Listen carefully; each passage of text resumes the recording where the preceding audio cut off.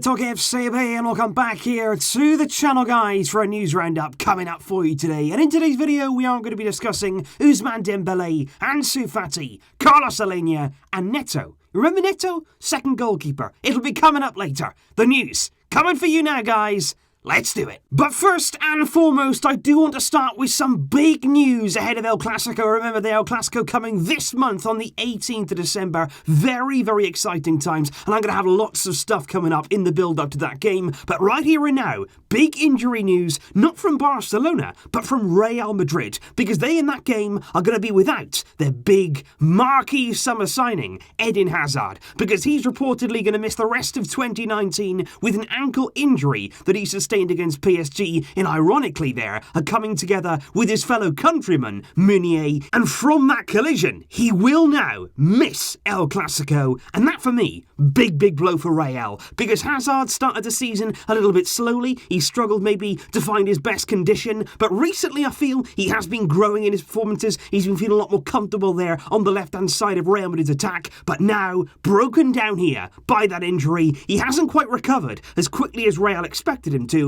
and apparently he still can't even put any weight on that ankle. He's out of El Clásico. Advantage Barcelona? And so we do move on to Barcelona matters and to a winger of our own, Ansu Fati. In the news yesterday, big news surrounding him. He has officially renewed his contract with Barcelona, which basically there saw him get a reward for his fantastic start of the season. His breakthrough there, he's got improved terms, and absolutely, he deserves it there on that basis. That new contract will run until June 2022. There's also the option there to extend that contract by a further 2 years as well. And the important part here, of course, is all about that release clause. In Spain, you've got to have that release clause in the contract, no matter who you are. Ansu Fati's release clause previously was 100 million euros. Now that's been increased to 170, which, to be honest, doesn't seem on the face of it like a huge increase. But there is a bit of a reason for that. Ansu Fati right now is still going to be registered as a Barcelona B player. The reason for that is, obviously right now he's spending a lot of time with the first team, but if at any stage we don't have the room for him perhaps, he can still then go down and play for Barça B and continue really that development.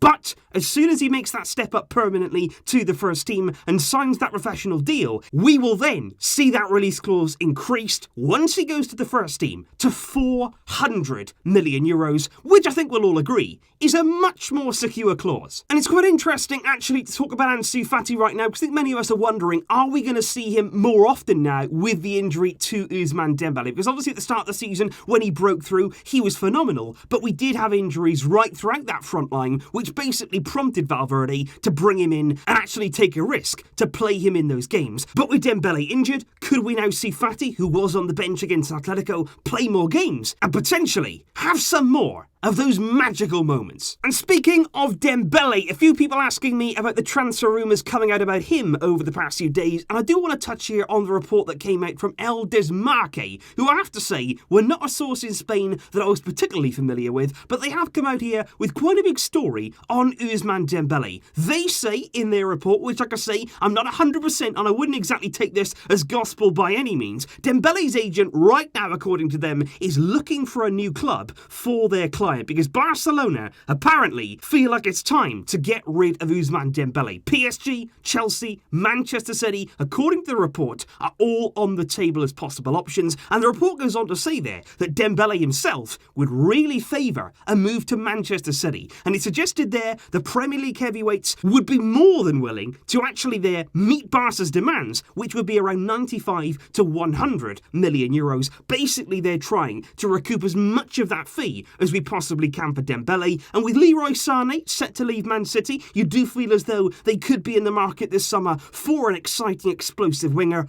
but will they want to take the risk there on Ousmane Dembele, and will Barca want to sell him? And I actually think that report probably wide of the mark. I think right now, very premature to be talking about Dembele moving when once again he's out of action. But just on a side note there, I'd love to see Dembele under Guardiola. I really would. I think that would be fascinating to see what Pep there could get out of Dembele, whether he could improve him not only on the pitch, but off the pitch as well, as an all-round player. To see what he could do with Dembele, that would be very interesting. But whether we'll see it or not, I doubt that. But I did mention there in the intro we are going to be talking today about our second goalkeeper. Because remember in the summer we did sign that Brazilian. He came in there for quite a bit of money. 26 million plus 9 million in add-ons as well for Neto, who came in from Valencia. Now, obviously we know Jasper Cillessen went the other way and it was sort of like a swap deal. But we haven't seen him. We have not seen Neto this season in competitive action for one single minute. And I think we've all been thinking, when are we going to see him? Because that's the problem. When you come in at Barcelona, especially under Marc-Andre ter Stegen, it doesn't matter how good you are, doesn't matter how much quality you have,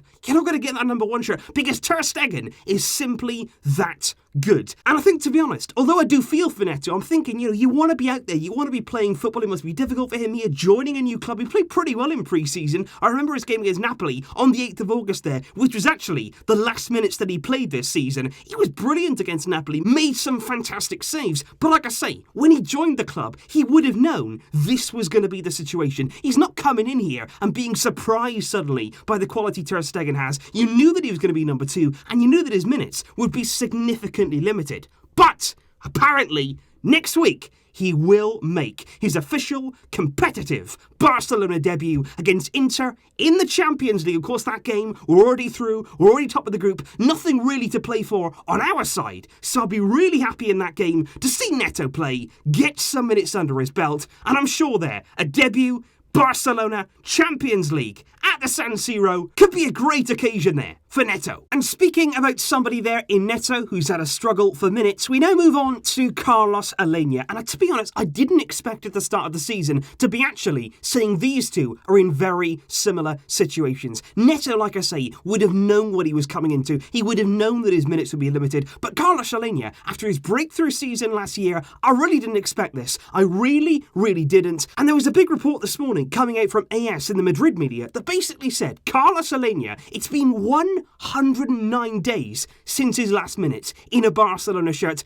and that's incredible. Absolutely incredible there. And like I say, with that Inter game, keep an eye there on Aleñá as well, because he has to play in that game. Surely in that game there, it's a chance to give some of these players some desperately needed minutes, and he really now deserves some time on the field. Just 45 minutes he's had this season on the very first day against Athletic Club, never seen again. And it was interesting actually, because you look at the game on the weekend, a few people noticed it as well. Against Atletico, the game was going on, of course, we needed something maybe a bit different in the game, and it was interesting because Aleñá was really warming up. As the game went on there, in the latter stages, he was going through some really strenuous warm-up routines, and it looked as though he was going to come on. He was getting ready, it seemed, to actually there be introduced, but obviously didn't materialise, didn't happen. He stayed on the bench once again. Messi scored the winner, and that was that. The mystery, it very much continues. And AS actually there go on to say that because of that lack of game time, because of course he's literally getting no time at all at Barcelona, a loan move in January is looking very likely indeed. And according to the local media right now, in Barcelona, Getafe are the club right now who are very keen to bring Aleñá in during the January transfer window, most likely there on that loan deal, which is a rumour I'm sure that we're going to hear more and more as the weeks go on. Aleñá certainly will be looking for a way out. I'm sure there'll be a number of clubs who are interested in him. Even in the past in the Premier League, Tottenham have had their interest in young Aleñá. But it's interesting, isn't it? Because Getafe is a club who's been very much linked to him. But would that be the right move? Would that there be a step in the right direction? Not just for Aleñá personally, but for his development in a club there who are, to be honest, nothing like Barcelona. Because of course, when you're loaning players out, first and foremost, you want them to get minutes. You want them there to go to a pretty established club. But you also want them to go somewhere where it's a similar way of playing to Barcelona, where he can improve the skills that he'll need to be a success at this club. You send him there to Getafe, who, don't get me wrong, doing very well. Over the past season or so, they've been outstanding. They're in Europe this season. They're a very good side, but they're kind of known for being a physical team, for being there a very direct team, not having all that much possession, and I don't really think that would be there an ideal move for Carlos Aleñá. And we do seem to make these kind of mistakes for me a little bit too often. You look there at Juan Miranda, who was sent on loan this season to Schalke, Schalke, he hasn't even played. And you just think, before you send a player out on loan, before you make that their commitment to send them out somewhere, you've got to make sure it's the right place for them and the right place there to develop. Juan Miranda right now, wasting away at Schalke, not getting a chance, not playing. He would have been better off there, maybe even staying at Barcelona B or sending him there to a lower level La Liga club. And that's what I mean. The club here have got to make the right choice. Aleñá's not playing, but send him to the right club. And obviously, guys, as always, very interested to know your thoughts on all the topics that we have discussed in today's video, and in particular there on Carlos Aleñá. Do you think that he should leave on loan in January? And if he does, what sort of club would you like to see him go to in an ideal scenario? Let me know your thoughts in the comments down below. Tomorrow, of course, it's the match preview for Barça against Mallorca, live from the Camp Nou. I'll see you then. But until next time, as always, Visca El Barça.